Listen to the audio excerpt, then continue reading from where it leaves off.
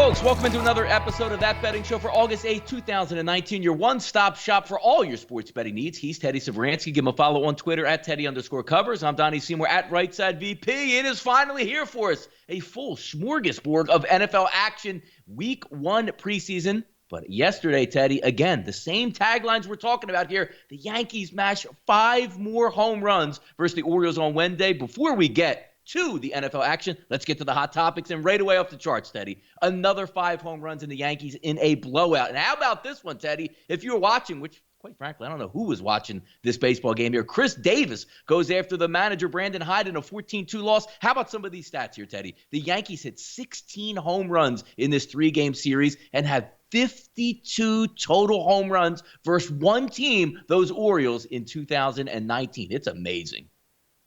The Yankees have more home runs in 10 games at Camden than the Tigers have all year at home, or the Giants have all year at home in 50-plus games in their home ballpark. So that speaks volumes about what the Yanks have been doing.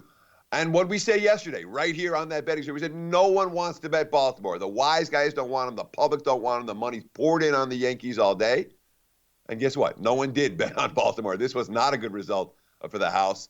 Let's not forget, prior to this series, the Orioles had been 14-14 in their previous 28 games, playing 500 baseball. And when you're $1.50, $2, $2.50 dogs every day, and you're playing 500 baseball, you're making money for your backers. Well, that didn't happen against the Yankees this week. Talk about killing that momentum.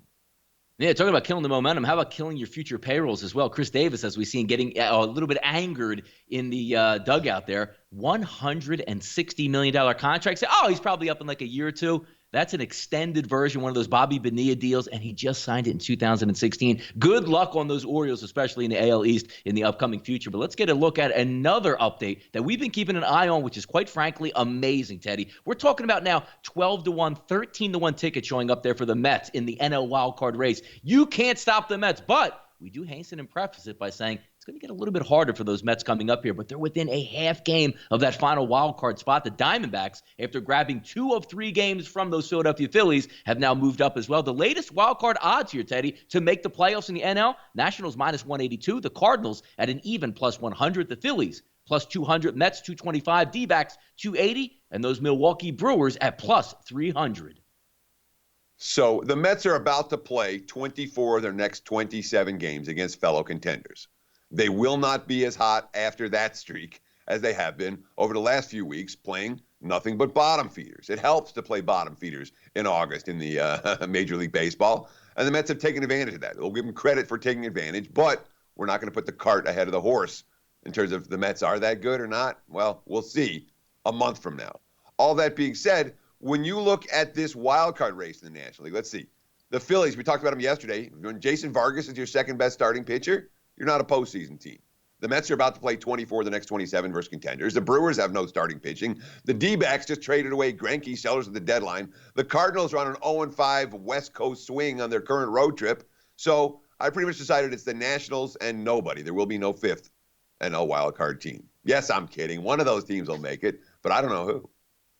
No, it's going to be fun to watch as we go through, and we'll see if those Mets can heat up because those odds are dropping at a significant pace. We'll keep an eye on, and maybe they change up after the weekend with this Washington National Series. Time to talk a little bit of football here around training camp, which we've been doing for the last week and having some fun with it here, right here on That Betting Show. 49ers Nick Bosa, hey, no stranger to injury, missed a good portion of his last year at Ohio State, goes down with an injury, but doesn't look to be too serious here on that ankle. And how about this? A mystery, Teddy, no longer with Antonio Brown, confirmed cryotherapy treatment's gone wrong. Something that I might have to try out there. I'm going to remember, Teddy, my first time in the cryogenics booth here to maybe put on some booties and protect my feet, which is what makes me my money in the NFL. And how about the XFL sending out invites to players shortly? Let's not forget that league is starting up in 2020, and Josh Gordon applies for reinstatement. Is it maybe the 6, as LeBron would say? Not 1, not 2, not 3, not 4, not 5 times. We'll see how far that gets with the NFL. Yeah, next time you're in that cryogenic machine, make sure to wear your footy pajamas, Antonio Brown. And obviously, we talk about Josh Gordon in New England. He would matter. He would be a difference maker. In terms of a point spread perspective, he'd probably be worth something in a number if he gets reinstated with the Patriots. A Bosa injury would matter, most assuredly, in San Francisco. the number 2 overall pick in the draft. This is a team that created the first turnovers in the fewest turnovers in modern NFL history last year. The defense only created 7, and a lot of that was that they had absolutely no pass rush and no secondary. Bosa's supposed to be a difference maker in that regard, and if he's a non-factor or can't play or is hurt, it's going to affect San Fran negatively. And of course, Antonio Brown's absence, should it linger, will most assuredly affect Oakland. It'll affect the point spread, and the fact that he's not getting those reps with David Carr right now, not necessarily the best thing for the Raiders. Gruden wants him back on the field, but obviously if you saw those photos, might be a week or two before Antonio Brown gets back, even on the practice field, to develop that chemistry with his new quarterback. Talk a little bit of college football as we set up, Teddy. Only 2 teams left, and you could probably guess on which these 2 teams, the final 2 teams that we'll talk about here on That Betting Show, getting you ready for college football coming up on August 24th, 2019. Today's preview, those Clemson Tigers. How about this? We were talking, Teddy, 150 to 1, 100 to 1, 75 to 1, 50 to 1. It's nice to look at this. Clemson, a plus 170 to win the 2019 NCAA title. Tigers team total is 11.5 and juiced to the over. Keep in mind, they only have, 12 games. So 1 loss would be able to cash that in there for you. Clemson goes 15-0 in 2018, 8-0 in the ACC, and of course, they were national championships. Dabo Swinney comes into yet another year, 116 wins under his belt, 2 national titles, and boy, it's nice. When you look in, some teams say, hey, quarterback battle in training camp. There is no quarterback battle down there for Clemson this year. Trevor Lawrence comes back, has a Heisman-caliber running back. This offense is going to move. They're clearly the talent in the ACC. And the one thing that you look at their schedule, Teddy, doesn't look all that daunting here because you get Texas A&M at home. You do have an SEC battle at the end of the year with South Carolina, but everything is looking up for Clemson to make the 2019-2020 NCAA playoffs once again. Teddy, today's team, those Clemson Tigers. And of course, that's why the odds on Clemson to win the national title is so low, because the Tigers have what looks like a clear path to get to the playoffs.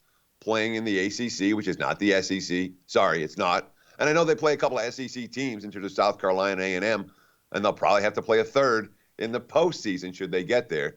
But, the ACC, it's not the SEC, plain and simple. When it comes to the teams that are middle to bottom tier, the SEC's better, and that gives Clemson an edge when they have the same talent level as the elite teams as the SEC do. And of course, 14-1, 14-1, 12-2, 15-0 the last 4 years. 2 wins over Bama for the national title the last 3 years and 1 loss. That's a pretty good track record. And the better track record, the one that probably should impress you every bit as much or more, point spread wise, public team, national championship contenders every year, and every year they've shown a profit. 8-6-1, 8-7, 8-5-1, 9-5-1 against the spread. They've been money makers. They've been money makers in just about every role, even with this level of success. Now, Trevor Lawrence, he's going to be the number 1 pick in the NFL draft in 2021. They still got it for 2 more years. This kid is insane. Obviously, the offense, you talked about it, Donnie. They're going to score points. They're going to score points in bunches. There are concerns on the defensive side. And even with those 4 senior starters on the offensive line, there are concerns defensively. Rebuilt DL, obviously, when you send 2 number 1 draft choices and a 4th rounder to the NFL, you're going to lose some talent. All that being, and they lost 5 of their 6 top 6 linebackers as well. But make no mistake about it, Dabo's recruiting on the same level as Nick Saban these days. The talent coming in, replacing that elite defensive line, is elite by itself. And Clemson, once again, is going to be really good and contending for the national title. From a point spread perspective, again, they've been making money for their backers every year. When I look at the market pricing on Clemson for 2019, I don't see that. I don't see this as an undervalued commodity team anymore. So when you have an elite team that you don't want to be stepping in front of, and the markets are saying, we love this team, they're super elite, and pricing them out of your range, to be honest, I don't plan on playing a lot of Clemson games this year. I really don't. I don't think there's value betting on them, and they're not a team I'm excited about stepping in front of. Maybe we look at some early season overs if the defensive line doesn't step up, but boy, from a talent standpoint, I honestly think that defensive line will be just fine. Give them a week or two, they'll be ready to roll. Yeah, Clemson's pretty good, obviously, coming into this year. They just reload talent. They're really an SEC team operating outside the SEC, and they don't have that challenge of the ACC. I mean, we've seen games in the past, like just looking at the Wake Forest game last year, where they just run you over. They're trying to run the clock out, Teddy, and still busting 65 to 75-yard plays late in that game. It's going to happen again this year. It should be fun to watch. Only one team left. And we'll let you guys guess who that's going to be tomorrow on Friday's edition of That Betting Show. How about a little bit of overnight line movers? As we know, SBRodds.com, the single best place on the internet to get these line moves. And how about this one, Teddy? Green Bay, we're going to talk a little bit of football here. Gets a slight bump, maybe after injury. And the reason being we watch in the preseason is you want to see the depth charts, especially the quarterback. Figured A.J. McCarron would get a pretty big chunk of playing time here in the Green Bay game, but he does injure his thumb and goes down. Could be out for the remainder of the preseason. Packers now showing up at SBRodds.com right around -2.5, total of 36. Moneyline split -145, +125. First preseason game. Keep in mind also, Teddy, we talked about it earlier. These teams have already been practicing against each other. Should be an interesting one tonight up in Green Bay. Sure, and of course practicing in a way that Aaron Rodgers didn't like. But when it comes to the QB, first of all, O'Brien doesn't care in August. He really doesn't. We have no track record on the floor yet, so we don't know if he cares or not. But in general, the first-time coaches playing at home, they tend to care a little bit more than average. Okay, so one coach doesn't, one coach might.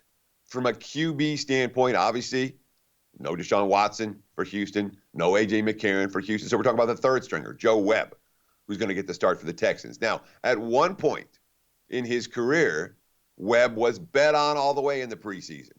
That was about a decade ago. Last year, he was pretty rough. You know, we like the QBs who can run and throw. Webb doesn't throw that well these days. And, of course, they signed Jordan Ta'amu this week to be the backup quarterback. I'm expecting him to get some playing time tonight. Houston is not a bet-on team in this ballgame, plain and simple. Of course, when you're talking about the Green Bay side of the equation, when you have to lay points, the reports out of practice, have not been good on both the second stringer, Deshaun Kaiser, and the third stringer, Tim Boyle, the second-year kid out of Eastern Kentucky. Those guys have both been struggling in the joint practices. So if you're thinking about laying with Green Bay, you may want to temper that enthusiasm just a little bit because the QBs who are going to be on the field haven't been getting the job done in practice against the team they're going to see tonight. Yeah, kind of interesting. You bring up Joe Webb, which actually rings true to Eagles fans. A couple years ago, if you remember, he won a Tuesday night football game in the city of Philadelphia to knock the Eagles down in their playoff contention due to a snowstorm that kept Adrian Peterson out of the game. He was able to recover for Tuesday, and the Eagles lost that game. Bad memories, Teddy. Thank you for bringing that up here. But how about the biggest line mover of the week here? I thought everybody loves Pete, Teddy. The Broncos line moves up. As we were doing the script a little bit earlier today, this line was at 2.5 with the Seahawks getting. Now as I see SBRodds.com, Teddy, 3.5 are showing up on the board as the Broncos being the favorite. Now, we do know the Broncos already played one game. We do know that, obviously, starters not really going to play. So if you're looking at maybe Pete Carroll and his angles for games 2 and games 3 where more starters are going to play. But this is an interesting move. Almost a 5-point swing here, Teddy. Sure. And what we're seeing in the markets, and this is broadly speaking, the markets like quarterback competitions in August. So here's a team in Denver that we don't know who the starting quarterback's necessarily going to be, and the markets conceptually seem to like that. But bigger than that, maybe on par with that. That's a piece of the equation. Pete Carroll was a great preseason coach. He was bet on every year. Last year, Pete Carroll went 0-4 straight up, 0-4 against the spread in the preseason. Did Carroll change his stripes? I don't think so, no. The Seahawks just didn't have the same level of quality depth. This was a team that was loaded with quality depth for a long time. They had to start paying people, and that hasn't happened in recent years.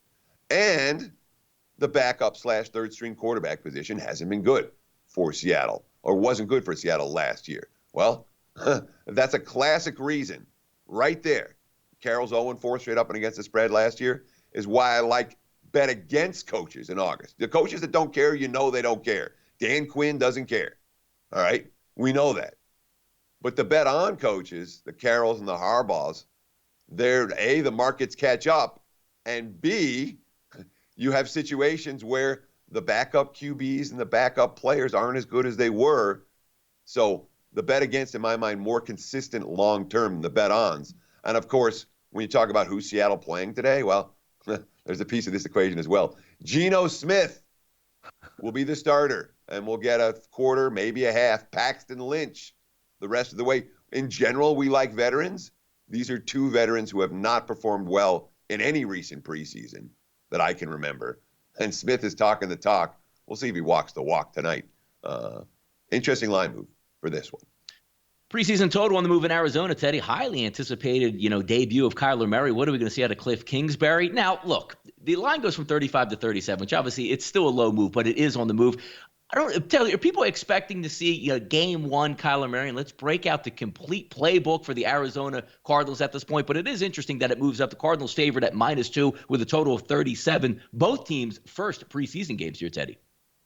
Sure. And again, if you do your work, if you do the homework, you're going to see in the local papers, Cliff Kingsbury saying, I'm not going to show anything on offense. We're not opening the playbook. But Arizona is going to try to play with pace tonight. So even though the playbook's not going to be deep, they are going to try to play at tempo. And, when NFL teams play at tempo, no huddle, et cetera, totals of 35 tend to be a little bit low. That's certainly at least a piece of the equation of why this total has been bet up. And, of course, you look at the backups, who's going to be playing in this game. We're going to have Chad Canoff in this contest, Drew Anderson in this contest for Arizona. Two guys who can make plays with their feet as well as their arms. And, of course, Chandler Jones for Arizona. And then Easton Stick from North Dakota State, supposedly a Carson Wentz clone, but two guys who can, A, throw deep, and B, might run the ball a little bit. With a fast pace, you can understand why the money's coming the over.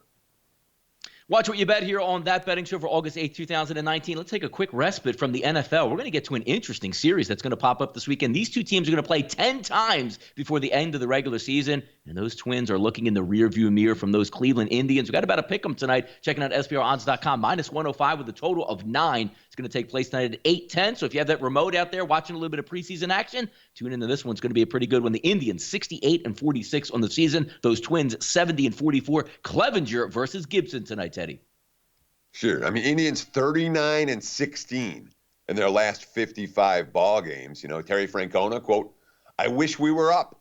I think we've done a good job controlling what we can control. That's kind of the best way to go about it. It'll be a fun series to play.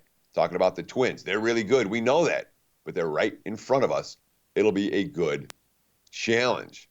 These teams have played 9 times already. The Minnesota 5-4 so far. They got 10 more battles to play before the end of the season.